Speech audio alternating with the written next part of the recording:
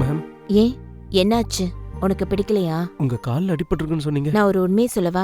என் கால்ல எனக்கு எந்த அடியும் படல. உன்னை என்கிட்ட வர வைக்கிறதுக்கு நான் டிராமா தான் பண்ணேன். ஆனா உங்களுக்கு ஹஸ்பண்ட் இருக்காருல்ல? பேருக்கு தான் ஹஸ்பண்டா இருக்காரு, ஆனா ஒன்னுத்துக்கும் யூஸ் இல்ல.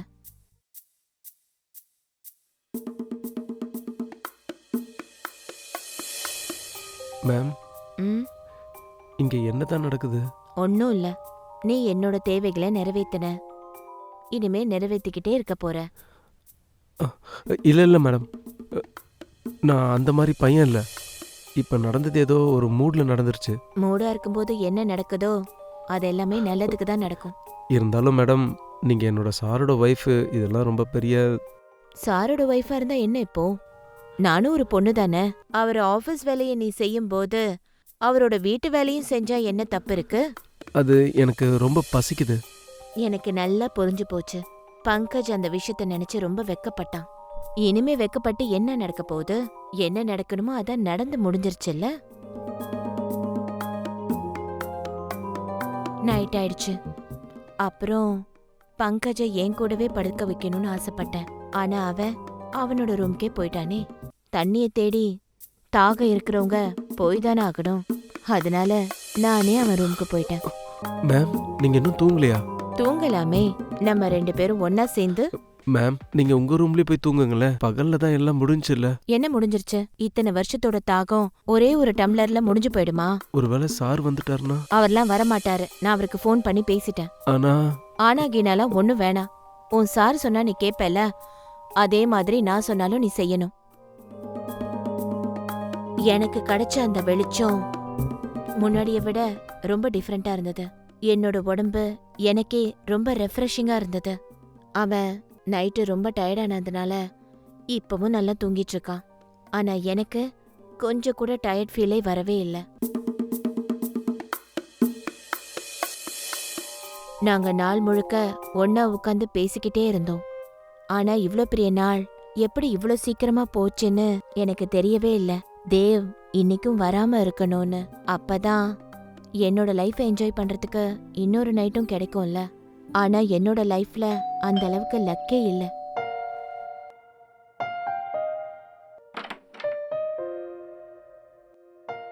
வாங்க வாங்க.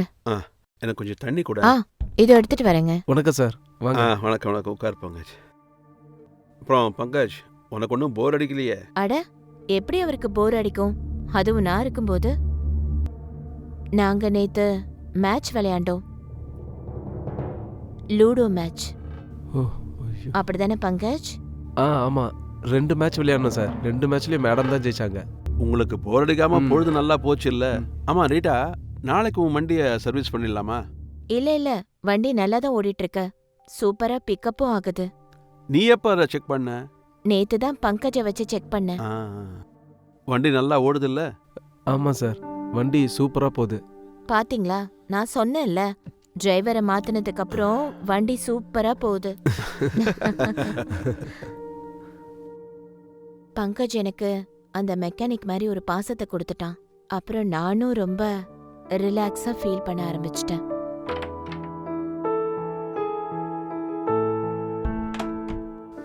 ரீட்டா, ரீட்டா, தூங்கிட்டியா? இவ்வளவு சீக்கிரமாவே வா? எனக்கு சீக்கிரமா தூக்கம் வந்துருச்சு. ஆனா நம்ம வேலை இன்னும் முடியலல்ல, அதுக்குள்ள தூங்கிட்டா எப்படி? உங்களோட வேலை தான் பெண்டிங்ல இருக்கு, என்னோட வேலை இல்ல. என்ன சொன்ன? ஒன்னும் இல்ல, நீங்க தூங்குங்க. எனக்கு தேவ் மேல எந்த ஒரு இன்ட்ரெஸ்டும் வரல. அதான் நான் தூங்குற மாதிரி ஆக்ஷன் பண்ணேன். இந்தங்க உங்களோட டிஃபன். உங்களோட பேக்ல வச்சிருவா. வாவ் பங்கஜ், இன்னைக்கு நீ ரொம்ப ஸ்மார்ட்டா இருக்கியே. Thank you ma'am. சார், நான் என்ன சொல்றேன்னா, என்னோட பேக்கை நான் கூடவே எடுத்துட்டு வந்துருவா? ஓகே.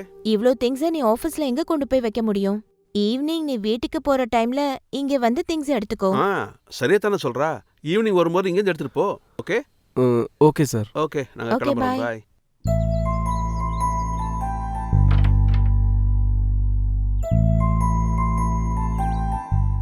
இதுவும் நல்லதா போச்சு. தேவ் அவரோட பேக அவரே வீட்ல வச்சுட்டு போறாரே. இன்னைக்கு இத வச்சு அவரை நான் இன்னொரு தடவை யூஸ் பண்ணிக்கிறதுக்கு எனக்கு ஒரு சான்ஸ் கிடைச்சிருக்கு. எப்போ பங்கஜ் வந்தாலும் அவனை என்னோட வலையில விழ வைக்க தான் பார்த்துட்டு இருந்தேன். அப்புறம் அவனுக்காக வெயிட் பண்ணி என் உடம்பு எப்போ சூடாச்சுன்னு எனக்கே தெரியல. பங்கஜ், நீ வந்துட்டியா? ஆமாம் மேம், பேக் எடுக்க வந்தேன். அட, நீ பேக்கெல்லாம் அப்புறமா தூக்கிக்கலாம். முதல்ல நீ என்ன வந்து தூக்கு. ஐயோ மேம், சாரும் வந்திருக்காரு. ரீட்டா, என்னங்க? எங்க இருக்க? எனக்கு குடிக்க தண்ணி கொண்டு வா. தண்ணி குடிக்கிறதுக்கா இவ்ளோ சீக்கிரமா ஓடி வந்திருக்கான்? நான் சொல்றத ஒன்னு கேளு. எப்பவாவது சார் எதையாவது மறந்துட்டு போயிட்டாருன்னா அதை எடுக்க நீ தான் வரணும். அவர் வேற யாருன்னு அனுப்பிட்டா என்ன பண்றது? ரீட்டா, இதோ வரேங்க. இந்த கிழவன் இருக்கான்ல, நீ தான் வரணும், புரியுதா? சரி மேம். ரூம்ல என்ன பண்ணிக்கிட்டு இருக்க? பங்கஜோட திங்ஸ் எடுக்கிறதுக்கு ஹெல்ப் பண்ணிட்டு இருந்தேன். முதல்ல எனக்கு குடிக்க தண்ணி கொண்டு வாயா. எடுத்துட்டு வரேங்க, கொஞ்சம் வெயிட் பண்ணுங்க. அன்னைக்கு பங்கஜ் அவனோட திங்ஸ் எல்லாம் எடுத்துட்டு இங்க இருந்து கிளம்பிட்டான். அப்போ எனக்கு எப்படி இருந்துச்சுன்னா, எல்லாத்தையும் என்கிட்ட இருந்து பறிச்சு எடுத்துட்டு போன மாதிரி இருந்துச்சு. அப்ப நான் ரொம்ப தனிமையா ஃபீல் பண்ணேன்.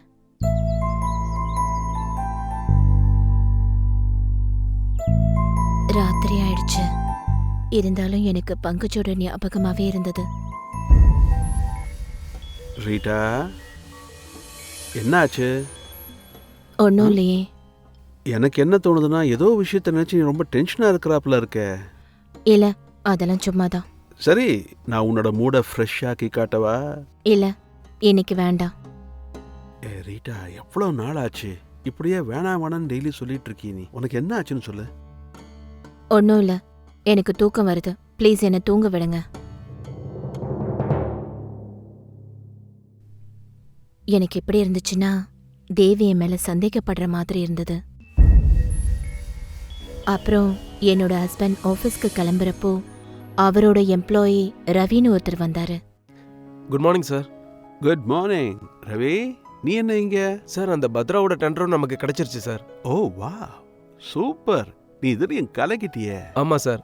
சார், நம்ம அக்ரிமெண்ட் சைன் பண்றதுக்காக இன்னைக்கே அகமதாபாத் போகணும். ஒரு பிரச்சனையும் இல்லை, நாம இப்பவே கிளம்புவோம். நீ உன் பேக் எடுத்துக்கிட்டு நேரா ஏர்போர்ட் வந்துடு. Okay sir. ஆனா சார், நான் உங்ககிட்ட ஒரு விஷயம் கேட்கணும். கேளுப்பா. இல்ல சார், அதை எப்படி கேட்கறதுன்னு தெரியல. ரவி, தயக்கமே வேணாம், கேளு. சார், உங்களுக்கு தெரியும்ல சார், இந்த மாசம் தான் நான் புது ஃப்ளாட்டுக்கு போயிருந்தேன். ஆனா சார், என்னோட ஒய்ஃப் அங்க சேஃப்டியா ஃபீல் பண்ணவே இல்லை. அதனால நான் என்ன நினைச்சேன்னா, இன்னைக்கு என் ஒய்ஃப் மேம் கூட இருந்தா எனக்கு டென்ஷன் இல்லாம இருக்கும். இதுக்கா நீ இவ்வளவு தயங்கின? இந்த ஃப்ளாட்டை நான் உனக்கு 1 மாசத்துக்கு நீ தங்க கொடுத்த போது ஒரு நைட்டு உன் ஒய்ஃப் இங்கே தங்கறதுக்கு நான் வேண்டாம் நான் சொல்ல போகிறேன். எப்படியும் ரீட்டா வீட்டில் தனியாக தான் இருக்கா.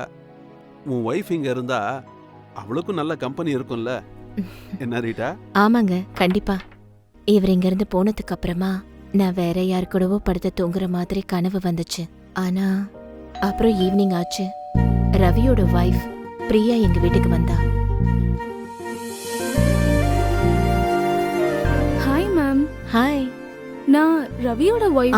எனக்கு தெரியும். உள்ள வாங்க வாங்க. எவ்வளோ நாள் கழிச்சு நான் இந்த ஃப்ளாட்டை பார்க்குறேன். நீங்க 1 மாசமா இந்த ஃப்ளாட்ல தானே இருந்தீங்க? எனக்கு இந்த ஃப்ளாட்ல நிறைய ஞாபகங்கள்லாம் இருக்கு தெரியுமா? நைஸ். பிரியா ஃபர்ஸ்ட் மீட்டிங்லே என் கூட ரொம்பவே மிங்கிள் ஆயிட்டா. என்னமோ நாங்க 2 பேரும் ரொம்ப வருஷம் ஃப்ரெண்ட்ஸ் மாதிரி ஆயிட்டோம். அப்புறம் சொல்லு பிரியா, உன்னோட லைஃப்ல எப்படி போயிட்டு இருக்க? ஜஸ்ட் ஓகே, ஏதோ போகுது. ஏதோ போகுதுன்னா என்ன அர்த்தம்? ஏன், ரவிக்கும் உனக்கும் அண்டர்ஸ்டாண்டிங்கே இல்லையா? இல்ல அப்படியெல்லாம் ஒன்றும் இல்லை. அப்படியா? அப்ப என்ன விஷயம்? ரவி உன்னை சந்தோஷமா தானே வச்சிருக்காரு? இல்ல மேம், அவருக்கு கொஞ்சம் ப்ராப்ளம் இருக்கு. கொஞ்சம் டயர்டானாலும் அவருக்கு மொத்த ஃபோக்கஸுமே போயிடும். அப்படின்னா? அப்படின்னா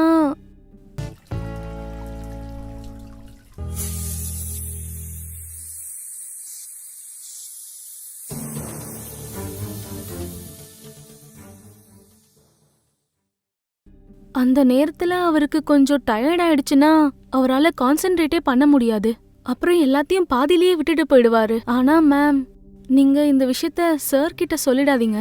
இந்த விஷயம் ரவிக்கு மட்டும் தெரிஞ்சிச்சுன்னா அப்புறம் அவன் ரொம்பவே கோவப்பட்டுருவான். நான் ஏன் இத பத்தி பேச போறேன்?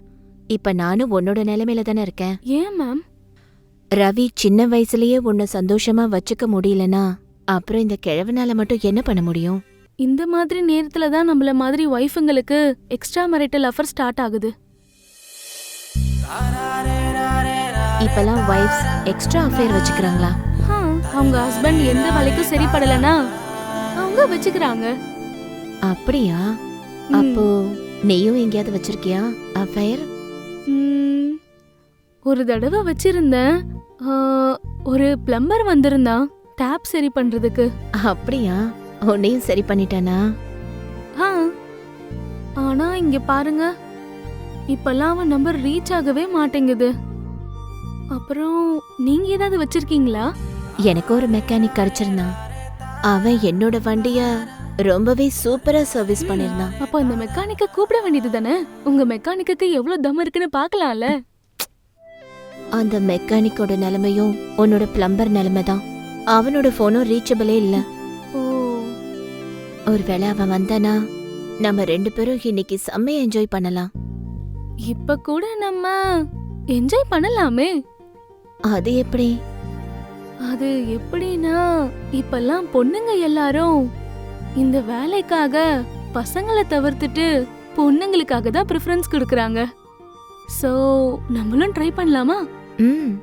ட்ரை பண்றதுல என்ன தப்பு இருக்கு? அப்போ ஓகே.